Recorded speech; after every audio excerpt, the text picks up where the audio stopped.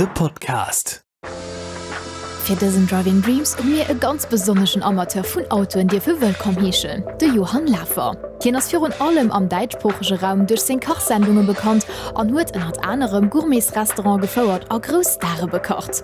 Am Kader von der Luxemburg Classic Rally hat der Spitzenkoch aus Österreich sich Zeit geholt, für über seine Karriere zu Lützeburg und Passion für den Automobil zu schwätzen. Schön, dich hier im Podcast begrüßen zu dürfen. Normalerweise fahren wir immer durch das Luxemburger Land. Heute habe ich aber gedacht, komm, wir lassen mich mal bekochen. Ja, vielen Dank dafür. Ist auch eine super schöne Atmosphäre hier mit den ganzen Autos und ist auch was Besonderes. Also keine Küche, sondern mal hier Vom Camper. Ja, vor dem Camper in einer Garage. Genau. Ist ein bisschen von der Realität weg, aber wieso nicht? Alles gut. Kochen kann man überall. Genau, auf jeden Fall. Wir reden gleich über das Kochen, nachher über die Passion mit dem Auto oder so. Aber was hast du uns heute mitgebracht? Ja, wir haben jetzt den Herbst, den beginnenden Herbst. Ich habe hier Pilze natürlich, ich habe Kartoffelrote, Zwiebel, Walnüsse, Spitzkohl, Kräuter. Ich habe gedacht, ich mache was Vegetarisches, so ein bisschen was Aromatisches mit Walnussöl, also so ein Geröstel. In Österreich sagt man Geröstel dazu. Einfach so eine bunte Pfanne mit verschiedenen Zutaten. Okay, ich bin mal gespannt, was daraus wird, und ich freue mich schon auf das Resultat. Ja, also wir müssen zuerst mal, du kannst schon mal hier höher schalten auf Stufe 8 oder so. Okay, dann kann ich auch schon mal sagen, ich habe hier gekocht. Du hast hier, ja, du hast den Herd heiß gemacht, ja genau. Ja. So, und dann kannst du reinmachen bitte Olivenöl. Ja. Das ist hier, das darf nicht zu heiß werden. Ja, da muss man mal aufpassen, dass man das nicht zu stark hält. Kannst du schon reinmachen. Wie viel darf man da rein? Ja. So ein bisschen? Nein, mehr. Mehr? Okay, gut. So, ja, das muss schon schön braten. Okay. Dann ist wichtig, dass die Kartoffeln hier, dass die festkochend sind. Und jetzt tun wir die Kartoffeln dann in die Pfanne legen, aber so, dass die nicht übereinander liegen, sondern nebeneinander, dass sie schön von beiden Seiten braun werden können. Ja, das ist ganz wichtig. So, ich gebe noch mehr, das ist zu wenig. Aber wir machen nur 2 Portionen, oder? Ja, genau, 2 Portionen. Nur für uns beide. Ja, genau. Da sind wir heute ein bisschen egoistisch. Ja, genau. Hey, können wir reden noch ein bisschen, du bist jetzt im Rahmen der Luxemburg Classic Rally hier in Luxemburg. Genau. Kennst du Luxemburg schon ein bisschen besser? Ja, sehr. Oder? Ich war ja schon ganz oft in Luxemburg. Ich finde dieses Land mega, weil A, wir hier ein total tolles Publikum haben und B, natürlich, ich habe relativ früher viel zu tun gehabt mit Luxemburg. Ich habe wir kaufen bei La Provinciale zum Beispiel auch Produkte. Das sind ja nur 10 Minuten von hier weg. Genau, aber wir haben auch zum Beispiel natürlich so Sachen gemacht wie Autogrammstunde in Buchhandlungen. Okay. Und natürlich, ich habe einen Freund hier, den Jean Asselborn, den ich schon öfter besucht habe. Ich habe bei dem auch schon zu Weihnachten mal in seinem Haus gesessen, oder wir waren schon mit dem deutschen Bundespräsidenten bei ihm zu Gast, oder wir haben auch hier schon alle möglichen Empfänge miterlebt. Bei seinem Geburtstag war ich zu Gast. Also Luxemburg ist für mich quasi fast eine kleine Heimat. Wie ist es denn für dich jetzt, wie oft bist du denn so wirklich, also wirklich regelmäßig, so dass du sagst? Also ich muss jetzt ehrlich sagen, es ist ja von uns circa so 1,5 Stunden, 2 Stunden entfernt. Und ich fahre ganz oft mit meiner Frau am Sonntag einfach nach Luxemburg. Wir haben so ein paar Restaurants und da gehen wir einfach mal Mittagessen oder auch Abendessen. Und jetzt, demnächst bin ich wieder da in Grevenmacher, da haben wir Freunde. Und die feiern Geburtstag, 65. Geburtstag sind wir eingeladen mit Freunden aus Österreich. Mein Sohn war ja bei dir und hat Praktikum gemacht bei RTL. Der ist ja so affin, der ist mittlerweile auch in dem Bereich KI unterwegs. Damals war er noch Kamera, glaube ich. Ja, er wollte unbedingt irgendwas mit Film machen und so, aber so ändert sich das. Ja, jetzt zwischendurch dürfen wir nicht vergessen, das darf nicht verbrennen. Bitte umdrehen die Kartoffel auf der anderen Seite. Genau, so sind sie genau richtig. Genau, so schöne braune Farbe. Super. Die müssen einfach so richtig schön Aroma bekommen, wie Bratkartoffel, ja? Ja. Genau, ich schneide zwischendurch die anderen Sachen noch zusammen. So, die will jetzt natürlich nicht so gut. Macht nichts, schön langsam, ruhig bleiben. Okay, ja, also wie gesagt, ich bin ein bisschen aufgeregt. Warum? Naja, weißt du, wenn man so vor dem Starkoch kocht, dann kann man nur fällen. Also das ist überhaupt kein Problem. Wir werden das zusammen hinkriegen. Wir müssen sie auch selber essen. Also ja genau, wir verkaufen es ja nicht. Wir ja kochen ja für niemanden, verstehst du? Wir sind ja für uns beide. Ja, aber du machst das hervorragend. Genau so. So muss das sein. Die Kartoffeln müssen eine schöne Farbe bekommen und ich kann zwischenzeitlich die Bilder schneiden. Das passt wunderbar zusammen. Und du meintest, dein Sohn ist jetzt auch mit KI unterwegs und da gibt es auch jetzt ein neues Projekt, hast du mir vorhin Ja, wir sind da dabei, immer wieder neue Dinge auszuprobieren. Er ist jetzt sehr stark interessiert. Er macht sehr vieles, ich sag mal, Analytisches, aber sehr viel mit KI. Und wir haben uns überlegt, so einen Avatar zu machen von mir, weil ja viele junge Leute Fragen zum Kochen haben. Auf jeden Fall. Ja, ja. Vielleicht bist du ja unser erster Kunde dann, dass du dann. So, wir machen jetzt die Zwiebel dazu, die roten Zwiebel, ja, siehst du hier so schön. Ja. Nicht zu klein schneiden, das muss alles also so schön gleichmäßig braten. Das ist also alles hier wichtig, dass man auch das nicht einfach nur so zusammenhaut, sondern dass es schon ein bisschen auch nachher die Möglichkeit hat, gar zu werden, deswegen auch eine bestimmte Größe. So, und das lässt man jetzt einfach schön braten, muss immer schön Geduld haben. Ja? Okay. Das ist hier Spitzkohl, das ist also ein ganz junger Kohl, das ist also besser als Weißkohl, weil er sehr dünne Blätter hat, wird dann auch mitgebraten später. Kommen wir noch mal auf das KI-Ding zurück, das heißt, nachher gibt es da irgendwie so eine App oder so, da gibst du den Leuten Tipps oder wie? Ja, es ist ja, die Idee ist ja, dass wir heute die Leute haben zum Beispiel im Kühlschrank verschiedene Lebensmittel. Und sehr viele kochen nach Rezept, aber sehr viele sagen, das habe ich noch da, das habe ich noch da, was mache ich jetzt? Also das ist zum Beispiel eine Sache, die ich gerne machen möchte, damit wir weniger Abfall haben, also weniger Waste. Riesenthema. Genau, also Nachhaltigkeit. Und das Zweite ist dann, dass ich aber auch möchte, dass wenn die sagen, ich möchte gerne jetzt Beispiel dieses Geröstel machen, dann können sie mich fragen. Und ich erkläre ihnen genau, so wie jetzt auch hier den Zuschauer, erkläre ich dann, wie man das macht. Das heißt, die künstliche Intelligenz ist sozusagen, kommt dann ins Spiel, indem man dann sagt, okay, das habe ich gerade noch im Kühlschrank und dann ist das alles auf Basis von Ihren Rezepten. Zum Beispiel, aber auch neue Rezepte. Oder auch, ich meine, es können auch einfache Fragen sein, zum Beispiel, wie muss ich den Spitzkohl jetzt waschen? Okay. Könnte auch eine Frage sein. Nicht jeder weiß das ja alles. Und das ist das, was wir dann einfach versuchen, den Leuten dann auf diese Art und Weise, also man kann quasi, ich bin dann bei denen zu Hause. Okay, ja. Virtuell zu Hause, genau. Und wann kann man sich dann das vorstellen, dass das klappt? Ja, wir haben jetzt wir haben uns mal zusammengesetzt mit verschiedenen Generationen, mit Leuten, die Küchen bauen, Möbelhäuser, aber auch Küchenstudios. Und wir haben diese Leute gefragt, was sie glauben, was man machen muss, dass in Zukunft der Mensch beim Küchenbau oder Küchenkauf mehr Freude hat. Auch junge Leute haben ja... Kochen ist ja Freude. Ja, die kochen nicht gerne. Die sagen oft, das ist mir zu anstrengend, das ist mir zu viel. Und deswegen haben wir gesagt, wir müssen einfach die moderne Technik einbeziehen in das Kochen, damit die jungen Leute einfach Spaß daran haben. Und das ist das, was ich jetzt im Moment gerade plane.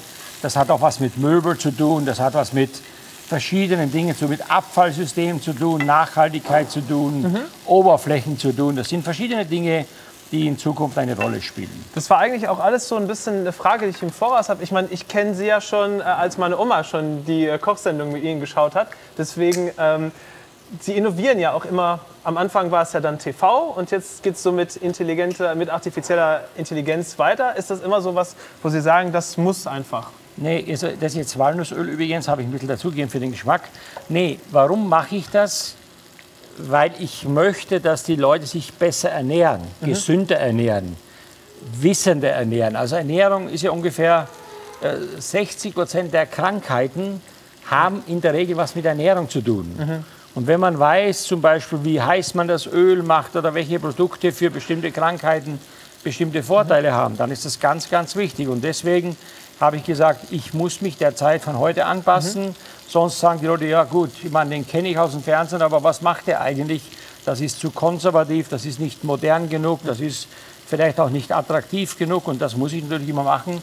Ansonsten würde ich sagen, okay, den kannst du vergessen, den Typen, was soll ich mit ihm? Wie kamen Sie überhaupt in das Showbusiness, so von Koch zum Showbusiness? Das war eher Zufall. Also ich komme ja gebürtig aus Österreich und ich habe dann ja in Rheinland-Pfalz nach meiner Ausbildung in verschiedenen Betrieben weltweit ein Restaurant dann angefangen und habe das dann irgendwann übernommen und habe einfach dann einmal die Frage bekommen, ob ich mir vorstellen könnte, was fürs Fernsehen zu machen aus dieser Region. Und das hat offensichtlich dann den Zuschauern gut gefallen und ich war ja auch schon oft hier bei RTL Luxemburg auch zu Gast. Den Leuten hat es gefallen und die Leute die Leute sagen wir mal so, die können mit mir was anfangen. Weißt, die sagen dann, was der macht, das koche ich vielleicht nach, das koche ich gerne. Und deswegen ist der Erfolg, wenn ich das, was ich mache, nicht, also ich bin Koch, ich bin kein Schauspieler. Am Ende muss das, was hier drinnen ist, das muss stimmen. Das muss stimmen. Also ich kann den Leuten vieles erzählen, aber am Ende muss man es essen. Das ist der Unterschied, genau. Ich meine, Kollegen von dir, die fahren ja auch so mit einem Truck durch Amerika oder genau. so diese Konzepte.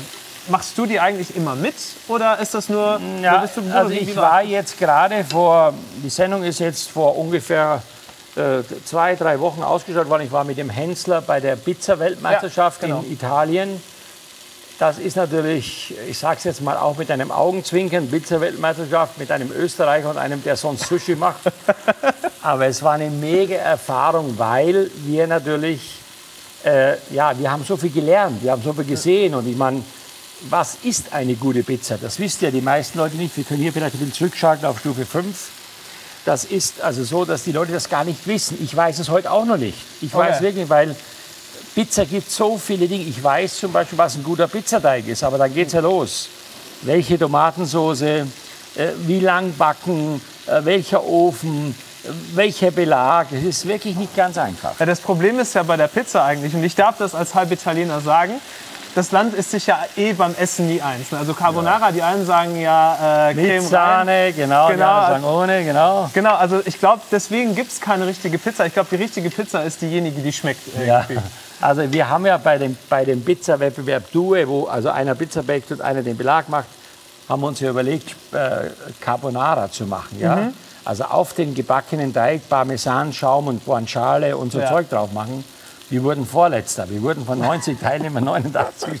Ich glaube, das haben die nicht verstanden. Weil, weißt du, vorstellen, einfach, die sowas noch nie gehört haben, dass eine Idee hat, die Zutaten von der Carbonara auf eine Pizza zu machen. Genau. Ja, aber hier in Luxemburg gibt es ein Restaurant, das hat so eine Pizza Carbonara. Also das wirklich, ja? Ja. Also natürlich ohne Teigwaren, oder? Das kann ich dir nicht sagen. Ja, okay. Das ist schon... Das ist interessant, da muss ich mal hingehen. Wo ist denn die? In Luxemburg-Stadt, auf dem Limpartsberg. Da gibt es die. Ja. Pizza Carbonara, ja, das muss ich mir anschauen, was sie da machen, genau. Genau, du hast ja gesagt, du bist öfters mal im Land. Ja, das merke ich mir, das schreibe ich mir nachher auf, das muss ich machen. Gut. So, man sieht also hier, das dauert jetzt ein bisschen, das muss, Gröstel heißt ja rösten auf Deutsch, rösten. Genau, das tun wir jetzt langsam rösten lassen, damit viel Aromastoffe entstehen. Wir machen jetzt auch kein Salz rein oder kein Gewürz, das machen wir erst später rein, weil man das sonst nicht kontrollieren kann. Und dann kommen zum Schluss frische Kräuter drunter. Dann haben wir noch ein paar Gewürze da vorne. Man könnte auch noch das Ganze mit Ei machen, aber wir machen es Natur, weil wir einfach möchten, dass die einzelnen Aromaten gut rauskommen. Okay. Das ist ja auch alles vegetarisch, das muss man auch dazu sagen. Ich lebe überwiegend auch so, weil ich hatte früher mal sehr große Knieprobleme, Arthrose, und habe meine Ernährung umgestellt. Und seitdem habe ich keine Probleme mehr, weil ich weniger tierisches Fett esse, weniger Milchprodukte und einfach ein bisschen gesünder lebe. Okay. Ja. Aber das war auch noch so eine Frage von mir.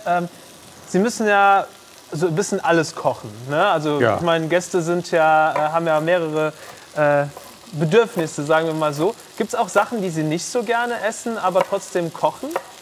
Also eigentlich muss man ja als Koch alles kochen, weil man ja nie weiß, was der Gast speziell möchte.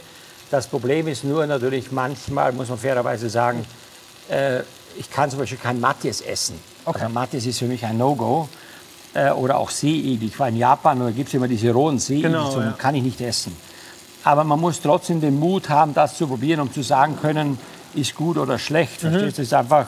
Das ist einfach dann der Mut. Aber essen würde ich es nicht, weil es schmeckt mir einfach nicht. Ja? Das heißt, Sie schmecken es, aber Sie essen es nicht? Nee, ich bin da ein guter Schauspieler, weil ich manchmal, verstehst du, dann so als ob ich jetzt das, aber ich probiere nur, ich muss ja alle Geschmäcker kennenlernen als Koch.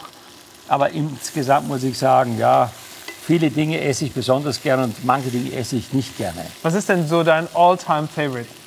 Ja, ich komme aus der Steiermark, aus Österreich. Meine Mutter, die hat so ein fantastisches Schnitzel gemacht, Wiener Schnitzel. Das gibt es nicht oft, weil wir haben es selbst geschlachtet.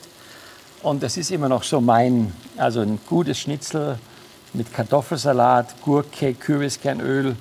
Das mag ich sehr, sehr gerne. Das liebe ich.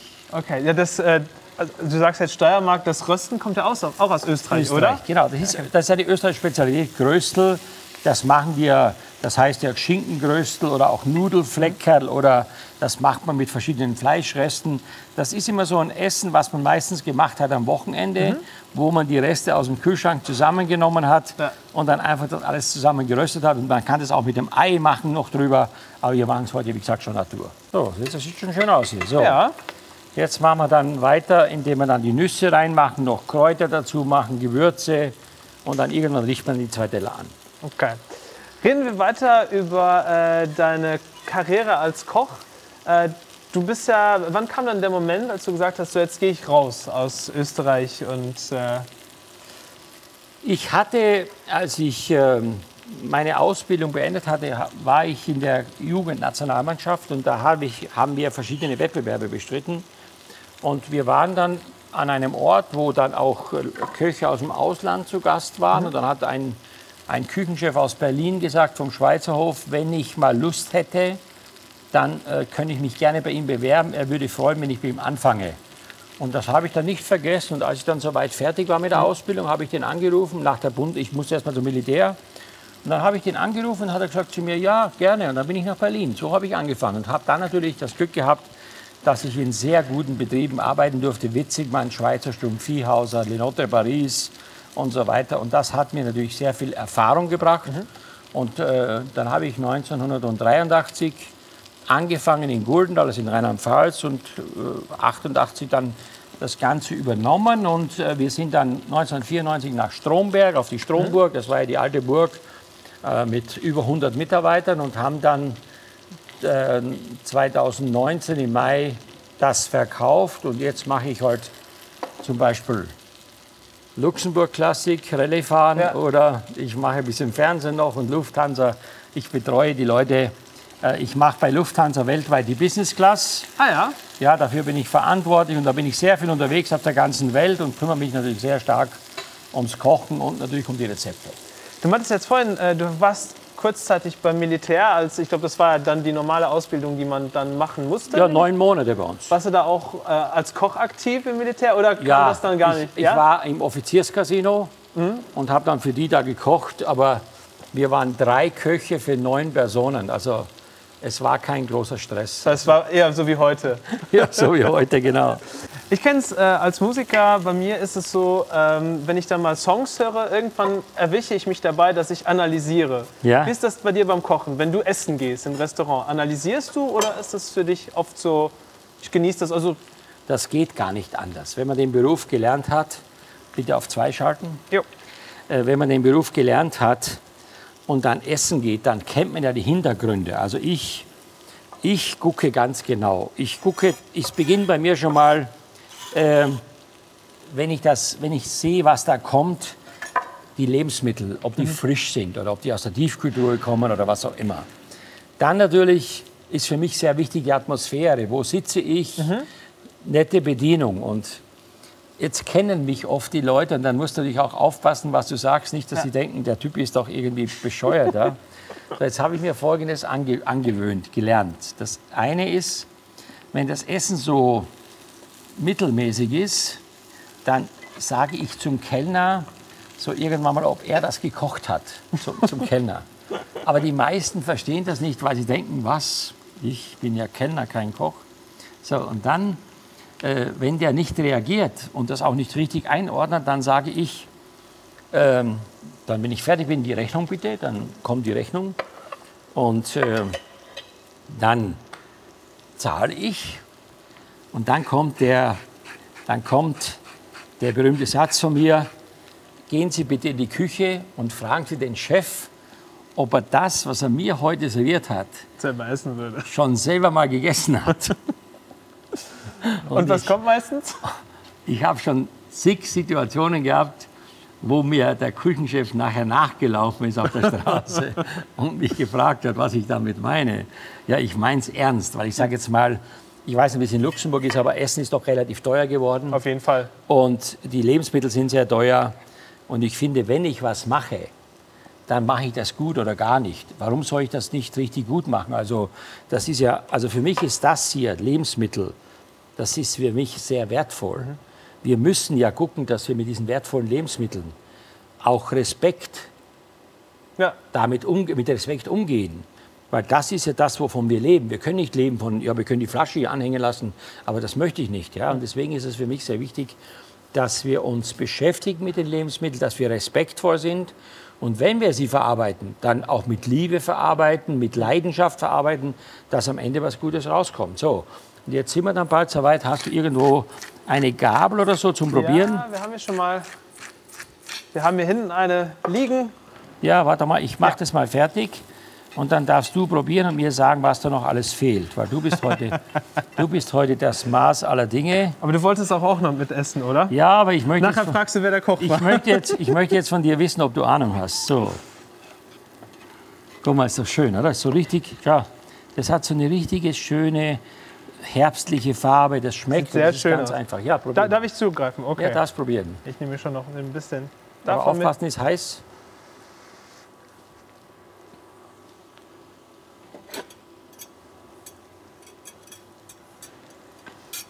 Und sei ehrlich zu mir, gell? Ich persönlich würde noch ein bisschen Salz rein tun. Machen jetzt noch Salz rein. Das hätte mir mein Gefühl schon gesagt, weil ich gedreht habe. Ich bin eigentlich jemand, der so gerne mit den Fingern würzt. Also, weil das ist ja so, da hat man keine Portionsgefühle. Das ist ja einfach, das kommt hier raus. Aber Sie müssen das schon... Ja, genau, ein bisschen mehr Salz. Ich muss aber sagen, ich mag es auch immer sehr stark im Geschmack. Gut ne? gewürzt, also, ja. Genau. Also ich kann nicht viel kochen, aber so eine Carbonara mache ich schon nicht schlecht oder Nudeln. Und das muss immer schon sehr stark ans Geschmack probieren wir sein. mal, ob das jetzt besser ist. Probier bitte.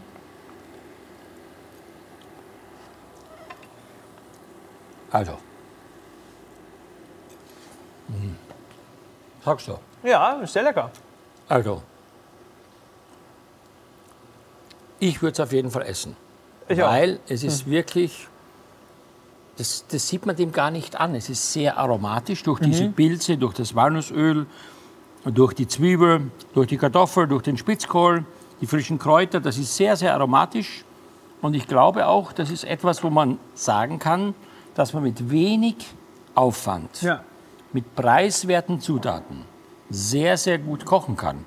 Und das ist nicht immer eine Frage, nur viel Geld ausgeben und was kaufen, sondern man kann wirklich mit diesen Zutaten hier so ein schönes Essen machen. Ja, über die Autos reden wir eigentlich gleich. Ja. Und wir ändern hier noch gleich das Set. Und dann schauen wir uns in der Zwischenzeit schon mal hier den California an, den wir hier schon die ganze Zeit sehen. Ja. Und reden nachher auch ein bisschen, ob du auch ein bisschen Camping-Erfahrung hast. Aber das alles gleich. Ja, genau. Weil jetzt essen wir erstmal. Essen wir. De VW Grand California as se klenk doheem op 4 Rieder. Ein Auto de Gefilu Freiheet a komfortabel as se Schottrise vermottelt. O Bord huet den en Kichen, Dusch an noch Schlofmeiglechkete fir bis zu maximal 4 Personen. Ob mir oder an de Bierger, mam Grand California gëtt all Platz zu engem Steck doheem.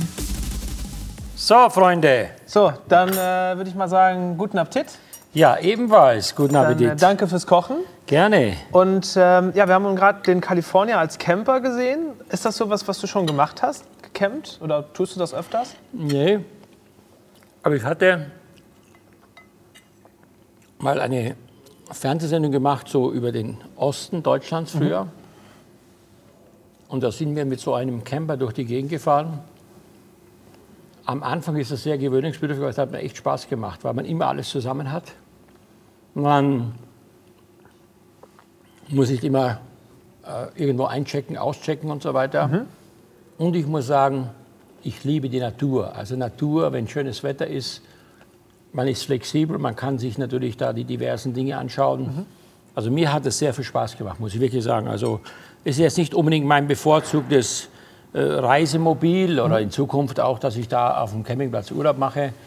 Aber es ist wirklich ab und zu mal ein ganz tolles Erlebnis. Und du bist jetzt, wir haben vorhin schon drüber gesprochen, du bist jetzt im Rahmen der Classic Rally hier in Luxemburg. Erzähl mir mal ein bisschen, du bist auch ein bisschen Freund des Automobils? Ja, ich bin in meinem Leben schon ganz viel mit Motor Classic schon ganz viele Rallyes gefahren. Also sagen wir mal, fangen wir mal an, Silvretta mehrmals, dann gibt es ja die, wie heißen die Klassik da im Osten drüben, also im Osten Deutschlands, oder auch Mille Miglia bin ich schon zweimal gefahren. Oh, wow. auch sonst Silvretta, also, oder auch Steiermark Klassik. Das sind einfach, ja, ich muss einfach sagen, mir macht das Spaß. Man lernt auf so eine tolle Art und Weise das Land kennen, man lernt die Leute kennen, man lernt aber auch ganz viele Menschen kennen, die das gleiche Interesse haben. Also das ist so schön, ich habe so viele Beziehungen und Freundschaften geschlossen. Hast du denn, also du fährst ja dann viel? Ich habe selber Autos auch. Bist du Sammler, ja? Ich hatte mal bis zu 20 Stück, ich habe mittlerweile einige abgegeben, weil das ist auch sehr viel Arbeit. Also ich glaube, die Leute, die einen Oldtimer haben, wissen... Das ist schon Oldtimer, ja. Ja, ja, also alles Oldtimer. Die Leute wissen schon auch, dass man die Autos bewegen muss. Ich selbst habe auch solche Autos gehabt, habe immer noch welche. Habe sogar einen MB Lava. Es gibt tatsächlich ein Auto, das Lava heißt. Es wurden nur 5000 Stück gebaut. Und berühmt wurde dieses Auto, weil es bei James Bond, bei Moonraker, ist der James Bond damit gefahren. Ich will es nur mal sagen. Kommt aus Brasilien. Aber ich habe auch sonst noch Autos natürlich. Und den hast du dann auch? Habe ich noch, klar, gebe ich auch nicht her. Aber ich muss sagen, es ist so schön im Sommer in so ein historisches Fahrzeug zu sitzen und dann so eine Rallye zu fahren. Wenn man bedenkt, wie viele Jahre die auch schon auf dem Buckel haben. Ja. Also sie haben sich ja schon, wenn man gerade über Nachhaltigkeit auch redet, die haben das, ja, die haben schon lange überlebt, sagen wir mal so. Es macht mir wahnsinnig viel Spaß, wahnsinnig. Und im Alltag fährst du auch regelmäßig viel, oder? Ja, schon, aber mein bevorzugtes Flug- oder beziehungsweise Fortbewegungsgerät ist mittlerweile auch, dass ich für die Deutsche Airline arbeite, nicht das Flugzeug, weil wir natürlich, muss man ganz klar sagen, sehr oft ja auch selber testen müssen, ob das, was wir uns am Boden überlegen, ob es auch dem entspricht, was wir uns ausgedacht haben. Aber ich fahre durchaus Auto. Wir sind ja in der Nähe von Frankfurt, vom Flughafen. Das ist ganz klar, dass wir da selber oder auch gefahren werden. Also das ist für mich ein ganz normales, tägliches Fortbewegungsmittel. Darüber denkt man auch dann irgendwann nicht mehr nach. Kommen wir auf die Airline wieder zurück. Ist das ein Mythos oder ist das wirklich wahr, dass unsere Geschmacksknospen oben ein bisschen anders sind? Also wir müssen jetzt das Essen noch kräftiger würzen. Es ist tatsächlich so, in so je nachdem 8.000 bis 10.000 Meter Höhe, da ist in dem Korpus des Flugzeuges eine trockene Luft. Die ist nicht so wie sonst. Und dann werden diese Geschmacksknospen natürlich nicht befeuchtet. Man hat einen trockenen Mund, ja, deswegen sagt man viel trinken. Und wenn man einen trockenen Mund hat, dann hat man nicht diese Wahrnehmung von Intensität. Deswegen trinken ja so viele Leute im Flugzeug Tomatensaft mit Cayennepfeffer und mit Worcestersoße oder was auch immer. Das ist tatsächlich so, aber der Mythos, dass man sagt, das muss man jetzt alles überwürzen, das stimmt nicht. Es muss schon auch am Boden noch richtig gut essbar sein, nur ein bisschen kräftiger einfach. Okay, das heißt, man muss jetzt nicht unbedingt im Flugzeug zum ersten Mal das Ding kochen, dass man... Nein. Aber ich war 10 Jahre bei Singapore Airlines und die Singapore Airlines hatte in Singapur eine Druckkabine. Dort simuliert man ja, dass man auf 10.000 Meter Höhe ist. Und da konnte man das ganz genau testen, ob man dann wirklich mit dem, was man in der Rezeptur gemacht hat, in 10.000 Meter Höhe genauso richtig liegt. Das ist schon klar. Kommen wir wieder zur Luxembourg Classic zu sprechen. Weißt du schon, mit welchem Auto du jetzt fahren wirst? Ja, ich habe mir sagen lassen, es ist ein alter Audi. Ich glaube 8 Zylinder sogar. Das ist ja eines der ersten Autos, glaube ich, überhaupt mit 8 Zylinder. Ich freue mich sehr darauf, weil ich sage mal, die ganz alten Autos noch so ohne Servolenkung und so richtig mit Zwischengas und so, das ist nicht unbedingt mein beliebtes Fortbewegungsfahrzeug, was sehr anstrengend ist. Aber immer so ein Audi zu fahren, der hat sicherlich ein bisschen Bauer. Das war ja einer der ersten wahrscheinlich, die richtig schon was auf dem Kasten hatten. Darauf freue ich mich sehr und ich freue mich, dass ich dieses Land, was man ja eigentlich so im Prinzip immer nur kennt von der Stadt. Ja, jeder fährt in die Stadt Luxemburg.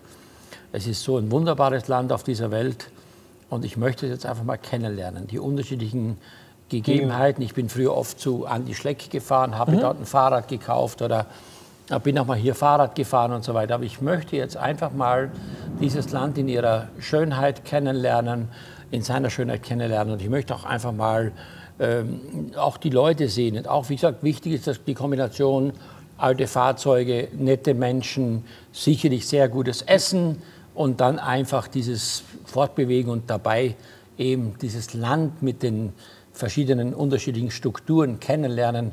Darauf freue ich mich sehr, weil wenn einer sagt, 200 Kilometer ist die Tour am Samstag, dann denke ich mir mal, 200 Kilometer fahren wir da 4-mal die gleiche Strecke. Aber das ist also schon, es ist schon, ja. Klar, man ist schnell von oben nach unten, aber so auf Ja, den aber Seiten es ist auch wieder schön. Ja, ist doch schön so. Ich meine, das ist ja von der Mosel bis zur französischen Grenze, da gibt es bestimmt ganz viele unterschiedliche Dinge zu sehen. Auf jeden Fall. Also das Land hat seine kleinen Ecken, die ein bisschen unterschiedlicher sind. Ich bin hier aus dem Süden, also 5 Minuten von hier. Da hast du halt sehr viel Eisenerz, wo damals noch rausgenommen worden ist. Und im Ace Lake hast du noch ein bisschen mehr Natur. Also bietet schon sehr viel und ist auch auf jeden Fall inspirierend. Und wo ich immer hier bin, das darf ich natürlich nicht versehen, ist immer diese Weltausstellung der Kochkunst, diese große Messe hier. Weltmeisterschaft, oder das nennt sich dann die große, alle 4 Jahre ist das ja hier in Luxemburg. Da bin ich ständig zu Gast, weil ich natürlich viele Kollegen kenne, bin selbst im Verband der Köche und ich mir auch immer anschauen möchte, was diese Köche da einfach zu bieten haben, was die leisten. Es ist wunderschön und es ist wirklich etwas ganz Besonderes. Findest du da immer wieder neue Inspirationen, ja, zu sagen, wo du sagst, okay, das habe ich so auch noch nicht gesehen in all den Jahren? Immer. Es ist so, dass ich ja, wie man das ja hier sieht, wenn man die Autos sieht, dann könnte man ja sagen, dass es sowas mal gegeben hat. Ja? Aber der Weg ist das Ziel und man braucht natürlich, wie auch in der Kulinarik, erstmal einen Beginn und dann die Inspiration. Und so entsteht natürlich vieles Stück für Stück und immer wieder neu. Jetzt zum Beispiel ein Beispiel für mich, wo ich unbedingt hin möchte, ist Peru. Wenn man die Top 100 Restaurants anschaut, sind von den ersten 10 5 aus Peru. Also ich meine, aus Peru kenne ich nur Ceviche und Meerschweinchenzungen. Also ich weiß nicht, was die machen, um plötzlich zu den besten Restaurants der Welt zu gehören. Eine Zeit lang waren es die nordischen Restaurants, Dänemark oder auch Schweden und so weiter. Ja, es ist immer ein ständiger Wandel, eine Veränderung, aber das ist ja mein Leben. Ich meine, ich möchte auch wissen, woher diese Dinge entstanden sind. Also das Essen hier, das ist entstanden, weil man früher Reste hatte. Ja. Und diese Reste hat man nicht einfach nur, weil man nichts anfangen musste, weggeschmissen, sondern man hat daraus ein Resteessen unter Anführungszeichen gemacht. Und das hat man gut gemacht. Und das ist ja, glaube ich, auch wichtig, dass man heute ein bisschen den Background versteht, wo kommt was her und warum macht man das so. Kommen wir zurück. Wir haben über die ganze Welt geredet, die du schon bereist hast, aber wieder zu den Anfängen. Du meintest, du bist aus der Steiermark. Hast du von daher auch ein bisschen so die Liebe zum Automobil? Weil man hat ja auch da den Red Bull Ring jetzt mittlerweile, oder? Ja gut, ich meine, das Buch Steyr Daimler Buch, dieser jetzt Fiat 500, kommt ja aus dieser Stadt. Formel 1 ist sowieso eines meiner bevorzugten Hobbys. Ich war jetzt auch vor kurzem noch in Spa-Francorchamps bei dem letzten Rennen oder bei einer der letzten Rennen. Ich reise viel durch die Welt, habe auch mal für Ralf Schumacher und für Jarno Trulli gearbeitet. Kenne diesen Zirkus ganz gut, ist etwas Faszinierendes, muss man erlebt haben, das kann man nicht im Fernsehen alleine anschauen, sondern muss man mal dabei gewesen sein. Aber alles in allem, alles was Mobilität betrifft, interessiert mich sehr, weil das ist ja so, der Mann und das Spielzeug ist auch an mir nicht vorbeigegangen und ich liebe wirklich solche schönen Autos. Aber das heißt, du hast auch für Trulli auch gekocht? Ja, klar. Also, und der als Italiener, der war nicht so, nur von der Mama bekocht? Nee, der war sehr nett, der hat auch ein eigenes Weingut mittlerweile, der macht Rotwein. Jarno ist ein ganz netter, auch der Ralf war ganz nett. Also der Ralf hat ja extrem viel Sinn für gutes Essen. Er hat ja auch ein Restaurant, oder hat das glaube ich sogar noch. Okay. Und ich muss sagen, mir hat es großen Spaß gemacht und dann mit Montezemolo und mit damals noch Ecclestone und so, wenn ich dann abends so da bei mir in der Küche stand, haben wir eine geile Flasche Rotwein aufgemacht, ich durfte mittrinken. Das hat mir immer große Freude bereitet und für mich ist das wirklich was Besonderes. Das sind schon verrückte Namen, ne? Also muss man auch dazu sagen, also Bernie ist ja der Chef der Formel 1 gewesen, Montezemolo halt von Ferrari und ich habe jetzt gelesen, dass der Sohn von der Marc Mateschitz ja seine Oldtimer-Sammlung gekauft hat für 1,5 Milliarden und baut in Österreich ein Gebäude, wahrscheinlich 6-mal so groß wie das hier. Und alle die gesammelten Fahrzeuge von Ecclestone kommen dorthin. Oh wow. Ja, da würde ich auch mal gerne rein. Ich auch. Und das heißt, du bist dann mit den Fahrern unterwegs gewesen? Ja, klar. Wir haben dann in der Boxengasse ganz normal für die gearbeitet. Okay, das heißt, du bist dann sozusagen auf Tour gewesen. Also das heißt, ja, ich war jetzt nicht überall, aber wir haben halt spezielle Orte gehabt, wo wir hin sind, wo wir Events gemacht haben. Wir haben ganz viel gemacht und ich sage, durch meine Beziehung zum Ecclestone, ich hatte auch dieses Critices, ich durfte auch vorne auf Start und Ziel und so. Ich meine, das ist dann schon was ganz Besonderes, gell? Das muss man sagen. Das werde ich nie vergessen und deswegen gehe ich immer noch, wenn ich Zeit habe, zur Formel 1. Wir fliegen zum Beispiel nach Singapur oder irgendwo hin, um dieses Erlebnis persönlich genießen zu können, weil es wirklich was Besonderes ist. Und dann schließe ich jetzt noch mal den Kreis und sage, dass eigentlich das ganze Kochen dir das eigentlich erbracht hat, oder? So Natürlich. Wenn ich wüsste nicht, wenn ich jetzt zum Beispiel Malermeister oder Mechaniker gelernt hätte, vielleicht, aber Malermeister, ob der Herr Ecclestone oder der Jarno Trulli oder der Ralf mich angerufen hätte und gesagt hätte, kannst du mal hier meinen Wohnwagen da innen drin neu tapezieren? Nein. Ja. Ich sage mal, was verbindet uns? Essen, natürlich die Liebe, das ist das Soziale. Und ich meine, damit kann man halt eigentlich jedem etwas Gutes tun, wenn man es richtig macht. Vielen Dank für all die Jahre, wo du es jetzt schon machst. Und wir werden es immer weiter folgen. Ich danke dir für das Essen heute, dass du dir die Zeit genommen hast. Ich danke mir selber für das gute Essen, weil ich habe auch Vorteile dadurch. Ja, ich glaube nicht, dass meine Meinung oder dass ich den Herd angemacht habe, überhaupt irgendetwas geändert daran hat. Vielen lieben Dank. Und, ich danke dir, dann noch viel Spaß auf der... Und ich muss sagen, ich bin sehr glücklich, dass ich hier sein darf und ich freue mich auf die Tour und beim nächsten Mal stelle ich dann die Fragen. So machen wir das. Und dann ich singe dir ein Lied. Ja, genau. Vielen lieben Dank. Wir so nicht vielmals merci, dass ihr auch für das Episode mit dabei wart und wünsche viel Spaß beim Nokochen. Wir so noch der Hotelschule eine große Merci für zur Verfügung stellen von Kochgeschirr und eine Selektion von ihren Produkten. Wenn ihr das Rezept genießen so wollt nokochen, dann findet ihr die Produkte dafür auf ihrem Site ehtl.lu.